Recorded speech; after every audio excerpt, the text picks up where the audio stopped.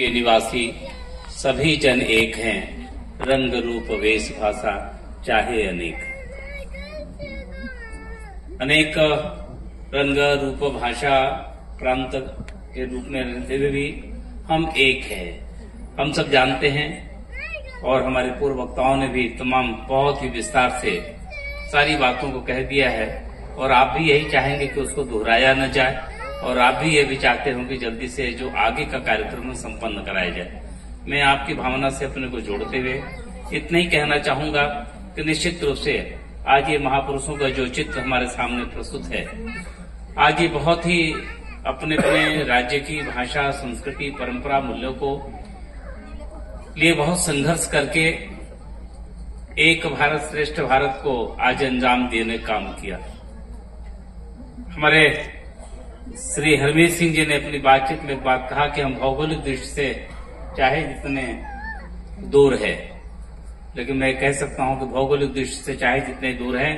लेकिन ऐतिहासिक दृष्टि से हम सब बहुत करीब हैं। हम सब ने इस बात को अच्छी तरह पता है कि आजादी के बाद जो 565 रियासतों में बटा देश,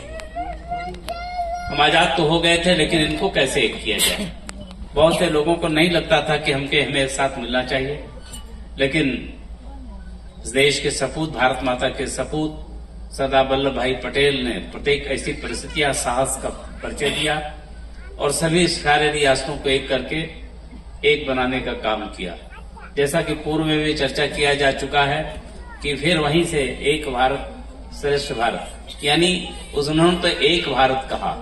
और देश के यशस्वी प्रधानमंत्री जी ने कहा, जिस सरदार वल्लभ भाई पटेल ने इस देश को एक भारत बनाया, आइए हम सब उसे श्रेष्ठ भारत बनाने का काम करें। और श्रेष्ठ भारत कैसे कर सकते हैं, जब हम जाति, पंथ, भाषा, मजहब से अलग हट करके ये पूरी भारत माता हम सब की माता है, ऐसा नेशन फर्स्ट की भावना हो। और वो तभी हो सकती है जब हम जाति, प्रांत, भाषा, क्षेत्र के नाम पर अलग न बटे, और सभी राज्यों की अपनी एक विशेषताएं हैं। चाहे हमारे हमसे पूर्व के महापुरुषों ने भी, चाहे पूज्य शंकराचार्य जी रहे हों, या जो भी देश के लोगों ने अपने अपने ढंग से, जब हम बोलते हैं कि सौराष्ट्र सोमनाथम च श्रीशैले मल्लिकार्जुनम उज्जैन्याम महाकाल ओंकार ममलेश्वरम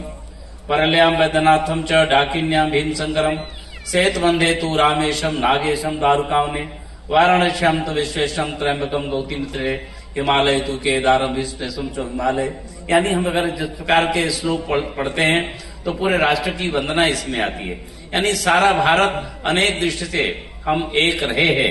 एक रहना है, और वो तभी रह सकते हैं जब हम सब के मन में बात की संकल्प हो कि हम जाति, धर्म और बात के नाम पर जब बढ़ करके देख चुके हैं, हम कितने वैसे ही हमारे देश का बहुत हिस्सा कमजोर हो चुका है। आइए एक बार फिर से भारत अपनी एकता के बल पर, एक भारत श्रेष्ठ भारत के संकल्प पर दुनिया का फिर से नेतृत्व करता हुआ दिखाई पड़ता है। ये कदम कहीं कमजोर न पड़ जाए, ये हम सब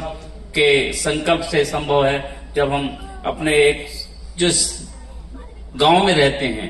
जिस राज्य में रहते हैं, जिस क्षेत्र में रहते हैं, उसकी श्रेष्ठता को, उसकी विशेषता को बनाते हुए हम सुंदर भारत के निर्माण में एक अपना योगदान जो हम दे सकते हैं दें। हम डाइवर्सिटी के संस्कृति को हम आगे बढ़ावें। एक भारत श्रेष्ठ भारत, जिसके लिए न जाने कितने लोग अपना सब कुछ बलिदान कर दिया था, उनको श्रद्धांजलि देते हुए हम अपने सुंदर भारत के निर्माण में, चूंकि हम जैसे बताया कि पंजाब की बात चर्चा हुई, कर्नाटक की बात हुई, अगर हम पंजाब जाए, कौन ऐसा है जो देश का कोई निवासी है, उस अमृतसर जाकर के गुरबाणी सुन करके वो अमृतसर के मंदिर दर्शन का जाकर के, अमृतसर मंदिर का कौन नहीं दर्शन करना चाहता, उस सरोवर के जाके जल को स्पर्श करके कौन अपने जीवन को पवित्र नहीं करना चाहता, कौन नहीं उज्जैन में जाके महाकाल का दर्शन करना चाहता, लक्ष्मेश्वर मंदिर का वो चाहे छत्तीसगढ़ का स्थान हो, चाहे पांडिचेरी, चाहे महर्षि अरविंद जी का पूज्य स्थान हो, यानी हम जितने भी स्थानों की बात की, कर्नाटक, अभी तो मूलतः मैं बनारस का रहने वाला हूँ, अभी मेरे यहाँ बहुत पहले कभी उत्तर भारत है, ये दक्षिण भारत, तमाम प्रकार की बात कहते थे। आदरणीय देश के प्रधानमंत्री जी का वह वाराणसी संसदीय क्षेत्र है, उन्होंने कहा एक बार फिर से हम पुराने संस्कृति को आगे बढ़ाने का काम करते हैं जहाँ पर, और उन्होंने एक काशी तमिल संगमम का एक बहुत बड़ा कार्यक्रम किया था। और लोग, अभी मैं आया तो मुझे